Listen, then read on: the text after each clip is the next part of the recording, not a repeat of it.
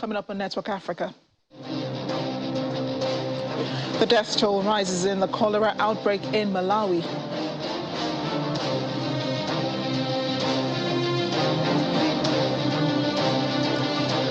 Police in Nigeria question 8 people over the death of singer Davido's son.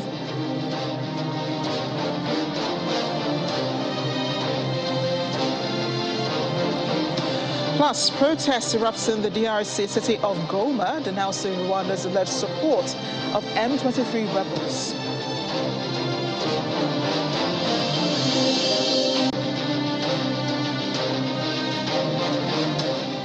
A warm good afternoon to our viewers here in Nigeria and around the world. I'm Amarachi Ubani. I begin with an update on the number of deaths resulting from a cholera outbreak in Malawi. Health Ministry says the toll has risen to 183 from 110 from early in October. They fear the rate of infections has been rising, with a cumulative number of cases since the outbreak began in March now at over 6,000. Apart from the deaths being attributed to poor food hygiene among communities, lack of safe drinking water and a lack of and improper use of toilets, cholera remains an acute diarrheal infection usually caused by eating or drinking contaminated food or water, and is closely linked to poor sanitation. According to Health Minister Kumbize Chiponda, some patients were not seeking treatments for religious reasons, while others were visiting hospitals when it was already late. Let's bring in Malawian journalist Florence Mwale. She joins us from the city of Blantyre. Florence, thank you for joining us on the program today. And while the government acknowledges that people are not taking responsibility for their own health and safety, what has been the government's efforts in curbing the spread of cholera in the country? Well, thank you very much for having me. Since we had our first case in March this year, the government has indeed put in some measures, and these include banning the consumption of food, especially in social gatherings. Well, some district council put down these measures, especially when it comes to funerals or weddings as well.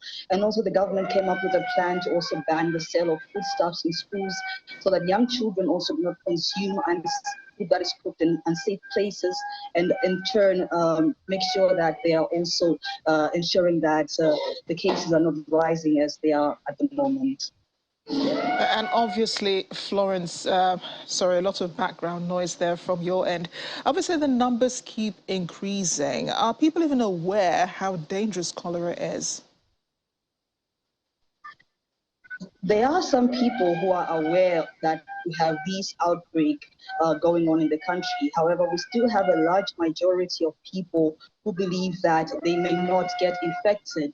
Even though we had the vaccine sometime back in May, not that many people came up and got vaccinated because of their beliefs, while some others believe that just like with COVID-19, it'll pass them by and they won't even get infected, while others, just because of their spiritual beliefs, they do not even go to the hospital, get treated, and some do not know about the disease at all. So it's mostly just beliefs and that people have, and also, as I said, they need to raise public awareness.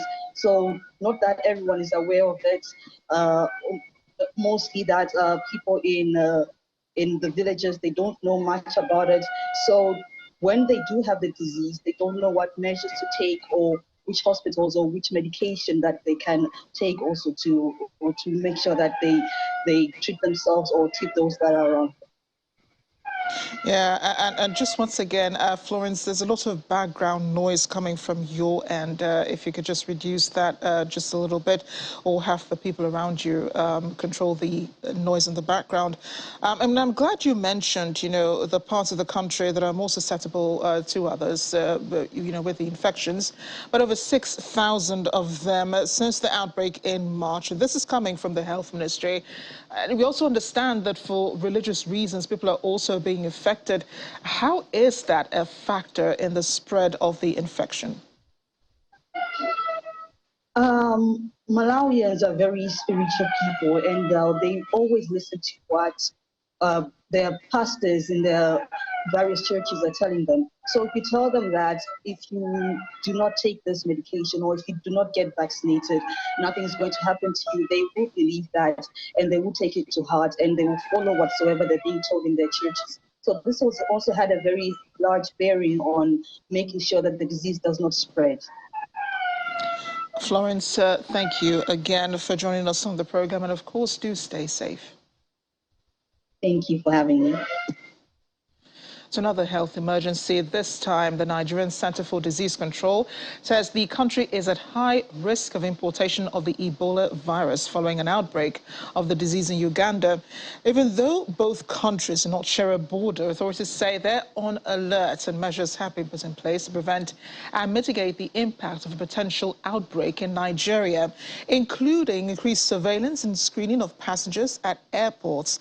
There's already a travel advisory for Nigerians against travel to Uganda for now until public health authorities determine the outbreak has been contained. But that where travel to Uganda is unavoidable, travelers should avoid contact with obviously sick persons or suspected cases of Ebola.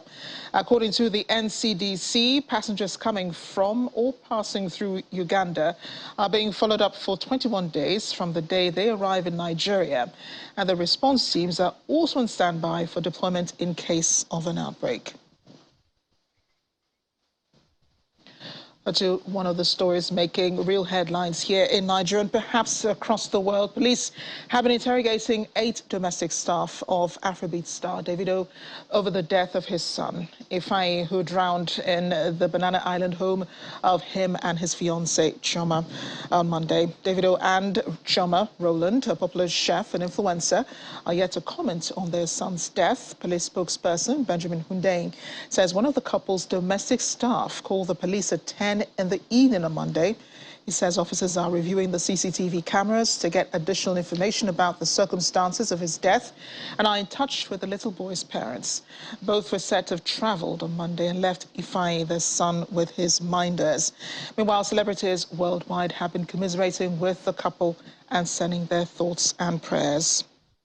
Well, joining me now is Channels Television's entertainment correspondent, Bidemi Dairo, who's been following pretty closely what's been going on. And you've been having conversations, you know, with people who are close to Davido and probably Chioma herself. You know, really sad news coming today. For a lot of people, it was really shocking that this happened on Monday. But when did it become, you know, real news for you? Because there was a lot of confusion at the beginning. What was real, what was not? When were you certain that this really happened? Thank you very much, Amarachi. Of course, as a parent myself, it's quite painful to speak about the death of a 3-year-old and say less of how much Davido and Chioma might be feeling at this time. So when the story started making the rounds as a rumor initially, it was start of disbelief. People didn't want it to be true. People were hoping that it was some expensive joke and all of that. And of course, the people around him were not immediately available to answer to questions and all of that. But at some point, I got through to someone who didn't want to be named, and he confirmed to me that Davido was extremely devastated, and that it did happen. And eventually, later this morning, the police confirmed to us, and it became very clear that we had a tragedy in our hands. Well, understandable why they're not saying anything. Their grief, you know, is Absolutely unimaginable at this time. And as we're learning, they were not at home, you know, when this happened. They left the child with a few of the domestic staff who were supposed to be minding him, you know, the period of time that they were not at home. What are you hearing from those around them, you know, about their state of mind at this moment? You know, what they're probably feeling and, you know, the kinds of, you know, thoughts running through their minds and the conversations they're having with those who are with them at this time? So the first person I spoke to, the first thing he said to me is, Davido is dead. Davido is dead. And of course, I could imagine what he meant because, of course, David has shown over the years that he's a doting father to his kids. But he said in an interview also that Ifeanyi is quite special, you know.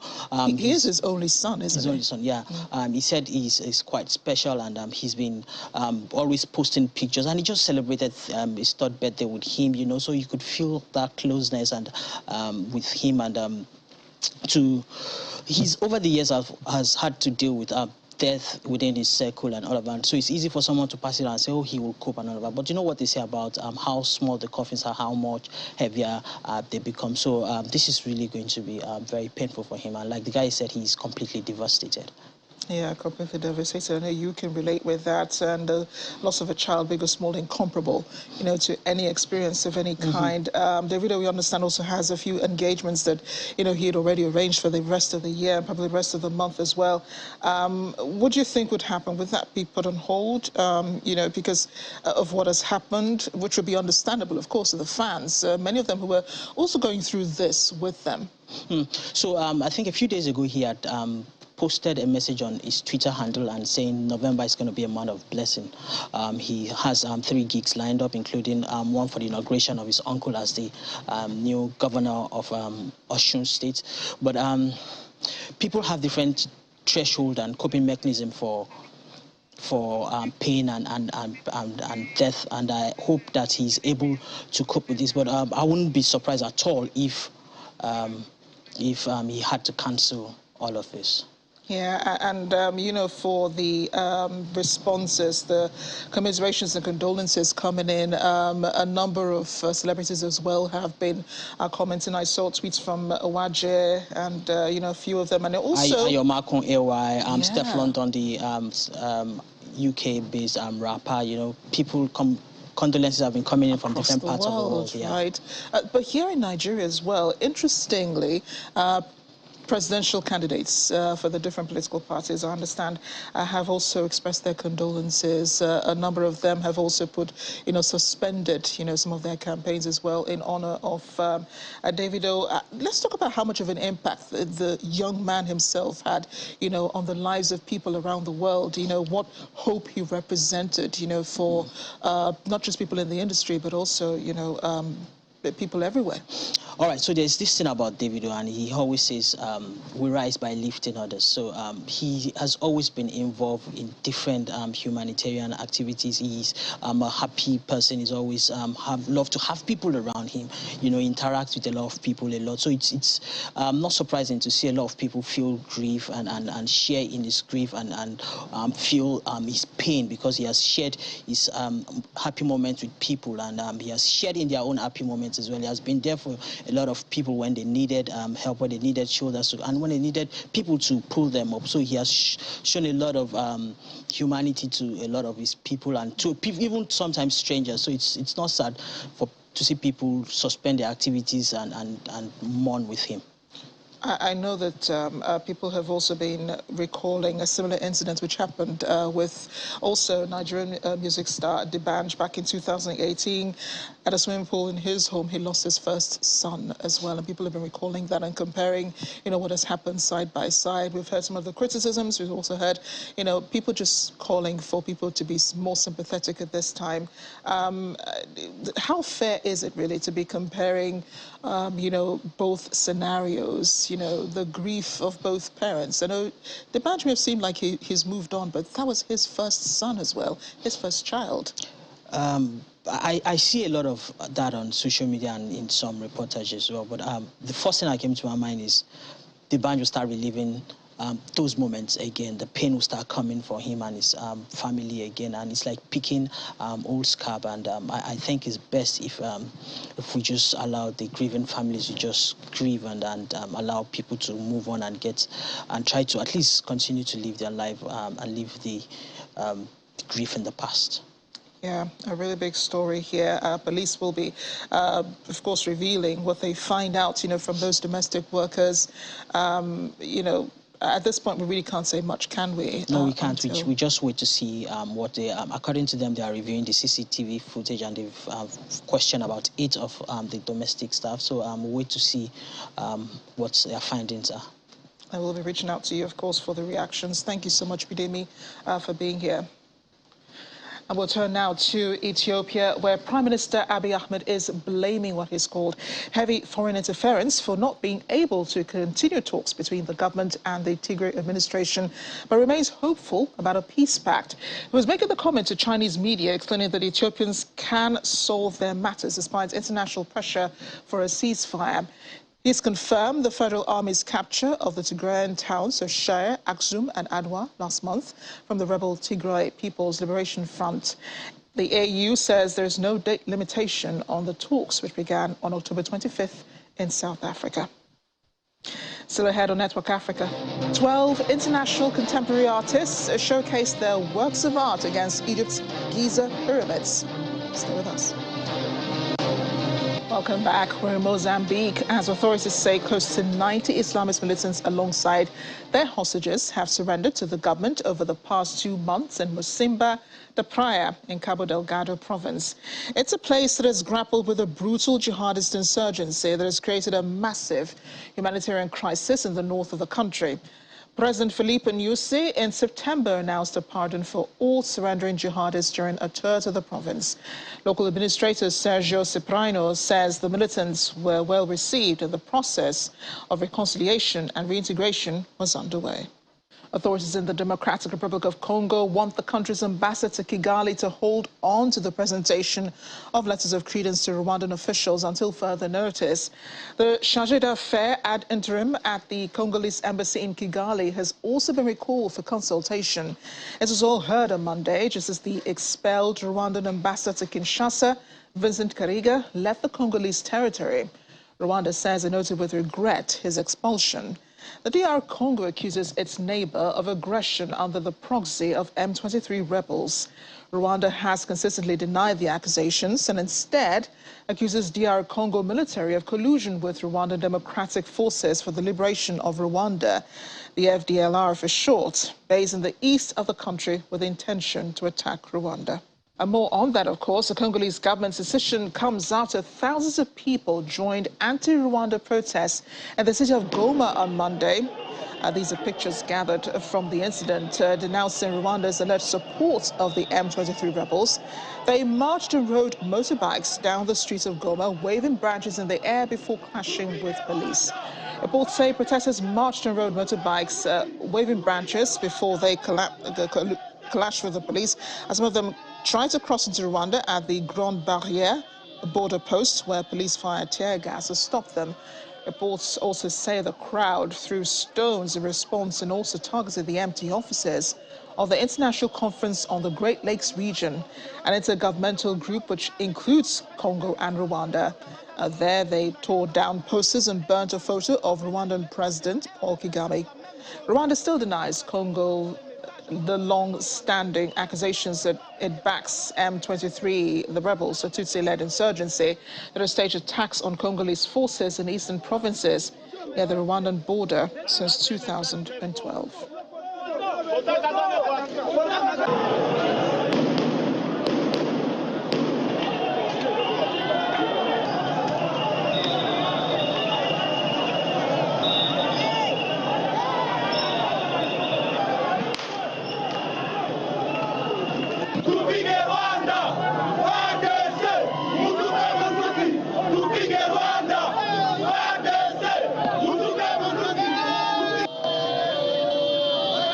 We are suffering more, and it's because of war of M23. And we know we have one country who support them is Rwanda. So now we are protested because of our neighbors, Rwanda. Yes. Spokesperson for the UN Secretary-General Stefan Dujarric says a third of 9 vessels from Ukraine arrived in Tunisia over the weekend through the Black Sea Grain Initiative, bringing more than 78,000 tons of soft wheat to the country. A fourth vessel, he says, is scheduled to land today in Tunis with 30,000 tons of corn. A supply from these shipments is expected to cover 1/3 of the monthly import needs of wheat and corn to Tunisia. According to Dujarric, the Tunisian population faced high inflation and continued shortages of basic food items in the past months. To alleviate the situation, he says, the World Food Programme will distribute some 600 tons of food to 7,500 vulnerable households in rural areas over the next few days. In Tunisia, the third of 9 vessels from Ukraine arrived over the weekend through the Black Sea Grain Initiative, bringing more than 78,000 tons of soft wheat to the country. A 4th vessel is scheduled to land today in Tunis with 30,000 tons of corn. The supplies from these shipments is expected to cover 1/3 of the monthly import needed for wheat and corn to Tunisia.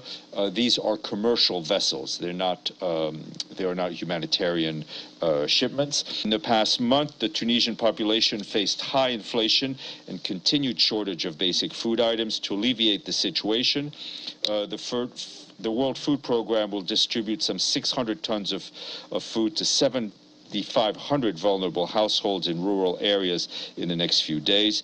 For its part, the UN Children's Fund will expand a monthly cash transfer program to families with children in need for a period of up to 18 months. Checking in on Tanzania, which has recorded a growth in population from 44.9 million to 60 million in the space of at least 10 years. According to President Samia Suluhu Hassan, the difference is as much as 37%. She's quoted as saying, such population might not be a big deal for a huge country like ours, but it's a burden when it comes to allocating resources and delivering social services. Census results reveal women represent 51% of the general population. Or maybe you'll find some peace in this next story. You get the opportunity to watch several works of art in front of Egypt's pyramids in an art exhibition titled Forever is Now. You can watch a glimpse of it if you do stay long enough in the country. The exhibition continues till the end of November. Out in the open, with the view of Egypt's Giza pyramids in the background, contemporary artists showcase their pieces. The exhibition Forever is Now opened on October 27th and will stay until the end of November. It's the second edition by Art d'Egypte, an Egyptian cultural platform promoting contemporary art in heritage sites. Some of the participants explain the meaning of their work. This 20 meters of metal line on the floor. You can walk in during the day or during the night. There will be a really strong light of line that go to the pyramids and go after it. And you can go walk down and follow the light and be amazed that it's a magnificent place. تعرف النخل لأن أنا أجي من منطقة اسمها الأحساء السعودية. فاحنا عند واحة نخيل نستخدم الجريد النخل ذا باستمرار في حياتنا اليوميه يعني وكذي. فانا حاولت ان انا في ممارستي الفنيه من فتره ان انا استخدمه يعني. في نفس الوقت في الانابيب الماي ذي اللي جايه من بير نشف من الماي. فانا قاعد احاول اجمع يعني اجين زي ما قلنا احلام وامال الناس وخيباتهم داخل عمل واحد. This art lover is enjoying the installations of 12 international artists and seems to appreciate the theme. While we were in the pyramids area, I believe we were speaking about a timeless area, defying the time, which is the presence of pyramids built more than 7,000 years ago. So saying that forever is now, that means we are mimicking something that happened a long time ago, and we are linking forever to now. And as night falls on the city, the sunset creates its own art, the great outdoors. And as we end the program, we're looking at the videos from earlier today. Nigeria's flamingos arriving back in the country from India after winning bronze at the FIFA Under-17 Women's World Cup. A team led by Coach Bankole Oluokere arrived this afternoon at the Nnamdi Azikiwe International Airport, Abuja, to a warm reception by the Nigeria Football Federation. Nigeria defeated Germany 3-1 penalties after the game ended 3-3 at regulation time to win a third-place match. It will be the first time the Flamingos have reached this stage since the inception of the tournament. The Nigeria Football Federation's President Ibrahim Gusau presented the victorious Flamingos to the Sports Minister, Sunday Gary.